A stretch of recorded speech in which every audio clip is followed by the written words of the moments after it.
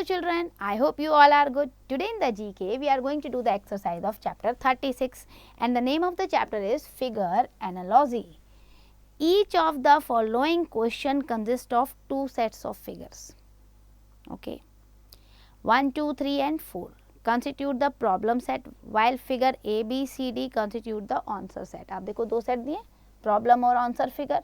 हमें क्या करना है, there is a definite relationship between the figure 1 and 2. Establish the similar relationship between the figure 3 and 4 by choosing the suitable figure from answer set. 1 और 2 में कोई ना कोई रिलेशन है, सेम एज थर्ड और फोर्थ में ऐसी फिगर बनाओ कि इनका भी आपस में कोई ना कोई रिलेशन हो. आंसर फिगर से आप फाइंड आउट कर सकते हो. So let's start. नंबर 1 देखो, ट्राइंगल अंदर दिया हुआ है, फिर ट्राइंगल में ये ब्लैक आउट आपको इस तरीके से दिया हुआ है, फिर आपको उल्टा ट्राइंगल दिया है, देखो है ना, ये ऊपर को गया ट्राइंगल और ये नीचे को आया. तो इसका मतलब अब आप फोर्थ फिगर जो चूज करोगे उसमें ये जो लाइन है वो ऊपर आनी चाहिए. तो वो कौन सी है, ये सी पोर्शन. तो यहाँ पर आपका सी आंसर आ जाएगा. ठीक है, अब आते हैं हम सेकंड फिगर पर. सेकंड फिगर देखो, आपको रेक्टेंगल गिवन है, ऊपर डॉट बना हुआ है, फिर रेक्टेंगल में ऐसे क्रॉस करके डॉट बना हुआ है, फिर सर्कल में आपको ऐसे प्लस करके डॉट दिया हुआ है. तो अब आप चूज करो यहाँ से आपको क्या लेना पड़ेगा. पहले रेक्टेंगल में प्लस था, फिर क्रॉस था. ठीक है, तो अब आप सर्कल में प्लस के बाद क्रॉस ढूंढोगे. ढूंढा क्रॉस, सर्कल में क्रॉस आपको मिल रहा है ना यहाँ पे. अब आपका डॉट यहाँ पर है, आपका डॉट कहाँ पे जाना चाहिए, इसमें देखो कहाँ पे है डॉट, ऊपर है ना, तो सर्कल में भी आपका ऊपर जाना चाहिए. तो यहाँ कौन सा आ गया, ये वाला डी वाला करेक्ट हो गया, क्योंकि फर्स्ट और सेकंड का रिलेशन है, ऐसे ही थर्ड और फोर्थ का रिलेशन हो गया. सो ये एनालॉजी है, you have to find the relation. Now third देखो, आपको इस तरीके से डिज़ाइन दिया है, फिर आपको रेक्टेंगल में इसे लेट के ऐसे डिज़ाइन दिया हुआ है. ठीक है, अब आपका ये डिज़ाइन है. ठीक है, अब आपको ये डिज़ाइन कैसा मिलना चाहिए.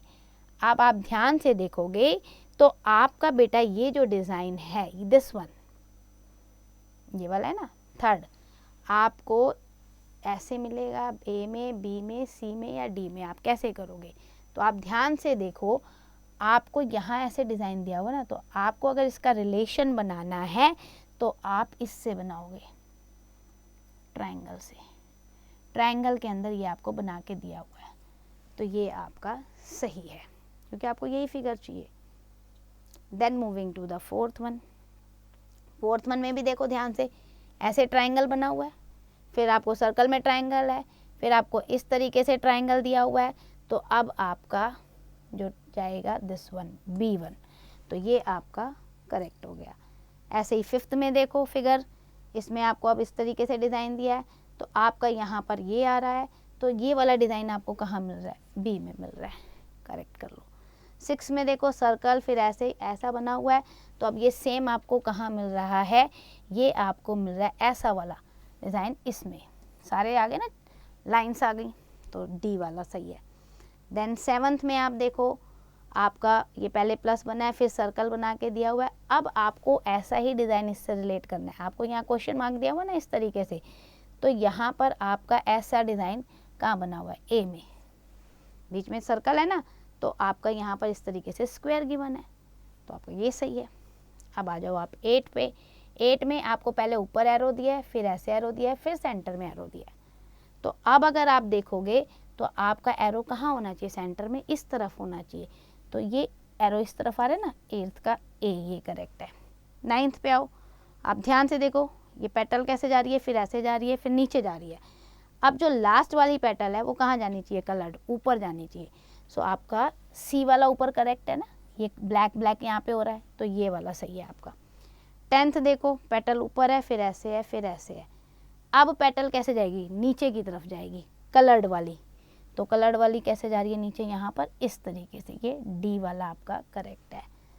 So whenever you are doing the analogy, observe the figure carefully and it is very interesting, you get the answer.